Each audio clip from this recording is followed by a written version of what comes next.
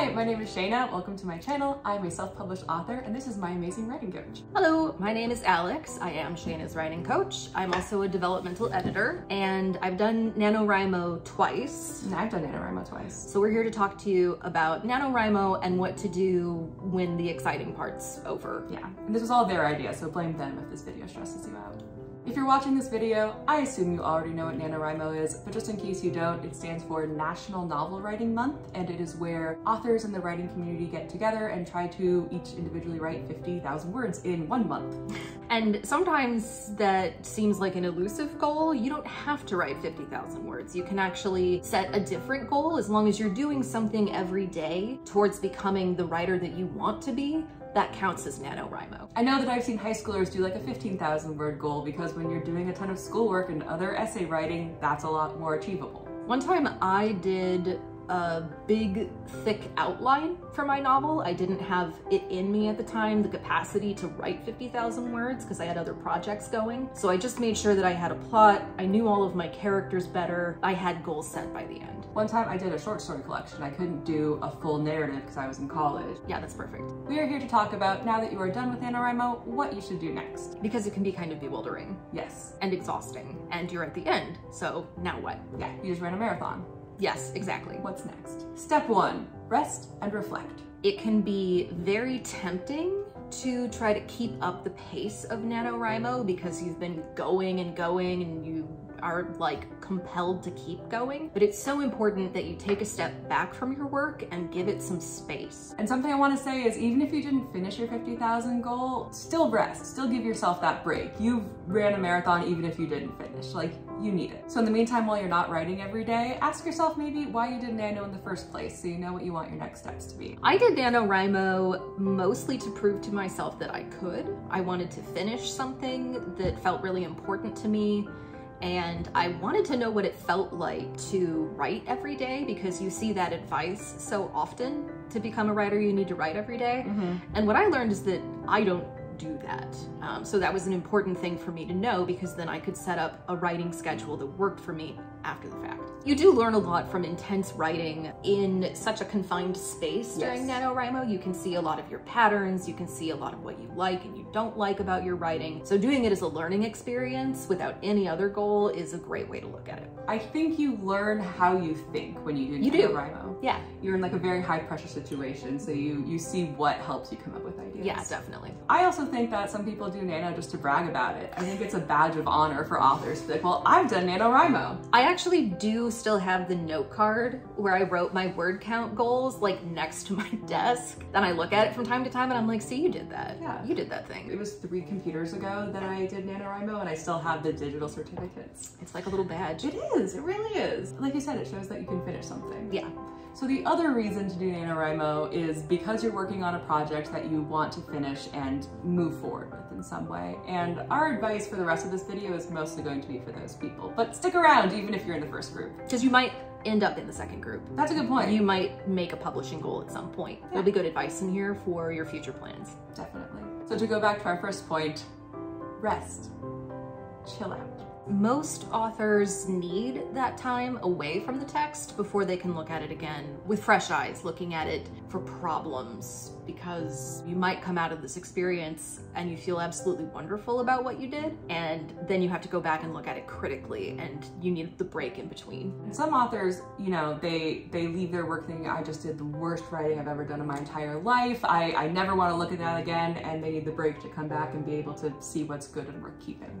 That's usually me. I'm usually like, oh, that sucked. And then I come back and I look at it and I'm like, that actually didn't suck as much as I thought it did. And if I hadn't like taken the break, I would have just spiraled out. I fall somewhat in that bucket in just that a lot of times I'll sort of, if I'm forcing myself to write, I'll write very mechanically and without like a spark of inspiration. Yes, definitely that. And I'll be like, oh, that wasn't very good. Like that didn't feel like it flowed well, and then I'll come back and be like, this is a great short story, what am I doing? It's really difficult to nail the emotional honesty of a piece on the first draft. And so you need to take the break so that you can come back to it and think through the feelings of the piece, not necessarily the way you felt writing it. That's some real good writing coaching.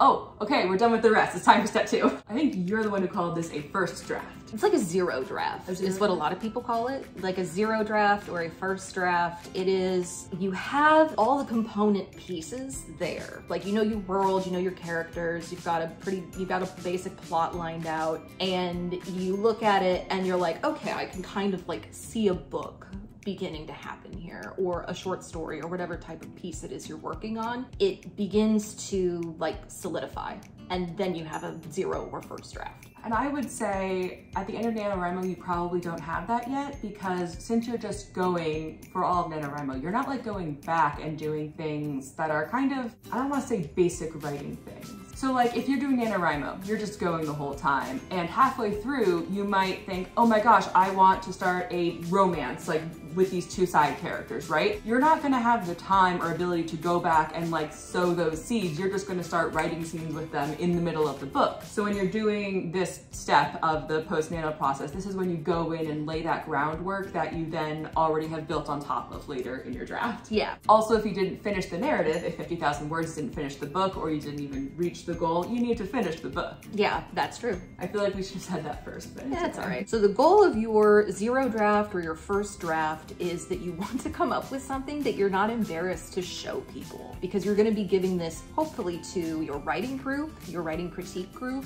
You could be giving it to friends and family who you trust to give you honest feedback, but you're essentially creating something that you are proud of, that feels complete to you, and that will elicit responses from readers outside of like confusion or like, we don't know what's going on here. You want to have something that you feel you are handing over a capable product. And I think when I get to this stage, I usually know there's something wrong with my book, and I just don't know what it is, and it sometimes takes that second or third set of eyes for someone to identify, I really liked it, but, and then they can list all the stuff they didn't understand, and then you as someone who's very intimately acquainted with this world and this plot can sort of go, oh, that's what doesn't make sense to an outside observer. There are 2 approaches to this part of the process where you're giving it to people. You can give it to people with absolutely zero instruction and just be like, I want you to read this and I'm not going to say anything about it. If you want people to look for a specific thing or to have important context about where the piece came from within you, you can give them like a letter in addition to the book, asking them to look for specific things and to take specific things into account.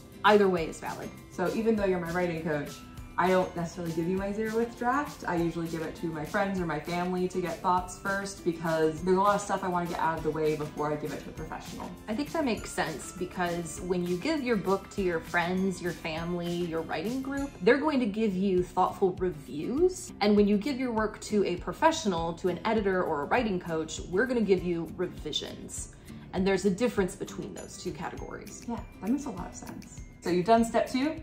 You've gotten your feedback from your friends, your family, your critique group, your beta readers. Now it's time for step 3, revise to the point of pride. Do you want to explain what that means? Yes, so I said that a writing coach or an editor will give you revisions. That's a slightly different revision than when you are self-revising. So I'm looking at it from an outside perspective, and you're looking at it from an inside perspective, and you're trying to make it as perfect to you as possible. You want to feel pride about the product, and you want to feel that you have created something that is worth defending, I think. Yeah. As long as you don't get too defensive. You want to be able to change things around and take risks with your editor or your coach, but you also want to feel strongly about what you made, because the core of any story is that emotional impulse. That's where you're trying to get. You want to be able to take feedback. You want to be able to take a critique. I used to work with a lot of software engineers, and of course I would like pitch my books like, yeah, try reading my books. Like, it might not be for you, but maybe you'll like it. And a lot of them gave me the feedback, I don't read fantasy. Like, they buy it maybe for their kids and try to read it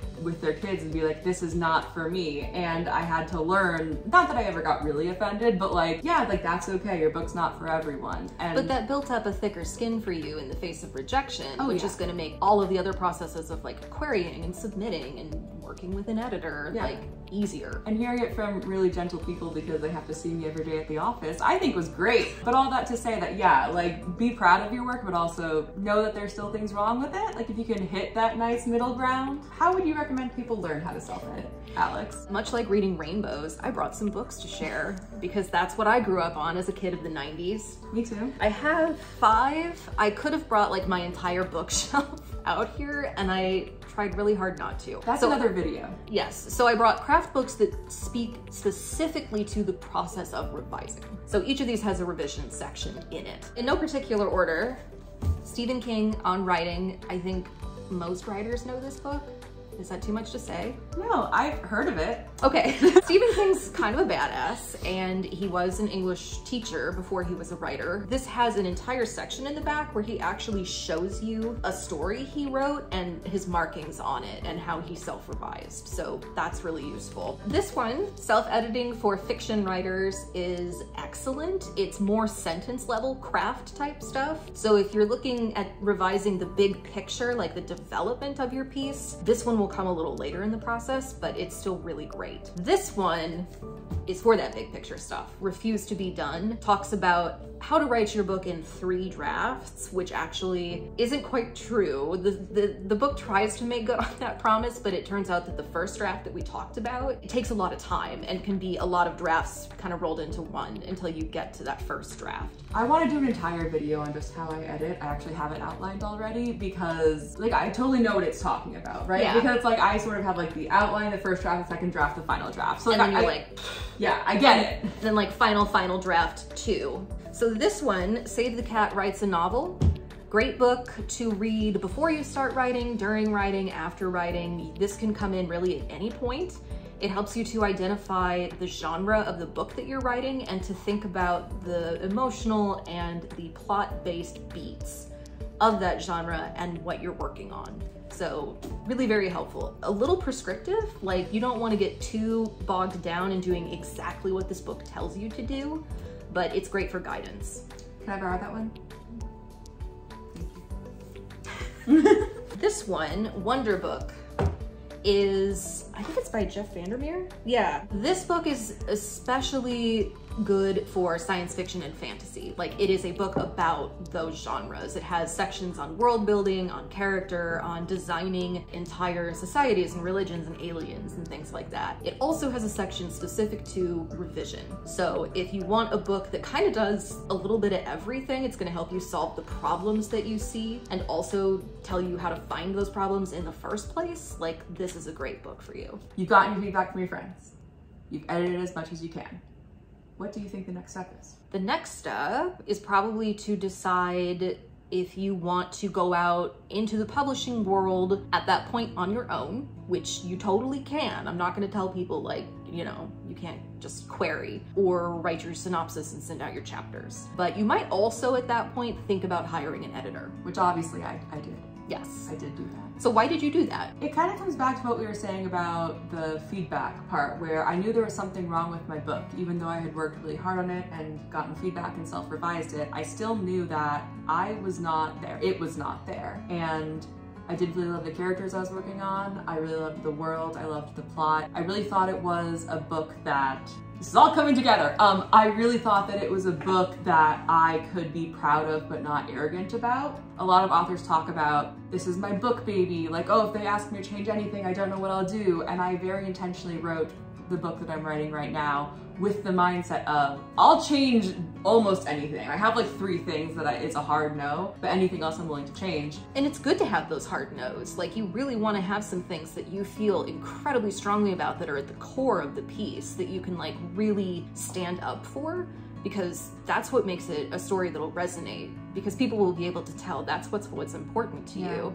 And then you can change details and plot structures and chronologies and things with your editor. Like I'll change, should I change who the murderer is? I don't think I should. No, do not change, do not change who the murderer is. Earlier I would have said I would change who the murderer is. No, don't, it's perfect. Okay. So yeah, this was a book that I really felt worked in a lot of aspects on paper, but on paper, it wasn't working. So you knew there was something wrong, but not quite how to fix it. Exactly. Okay. And so I thought I needed a professional, and we had been working on Tales of Mundane Magic, link in the description below if you want to order that book.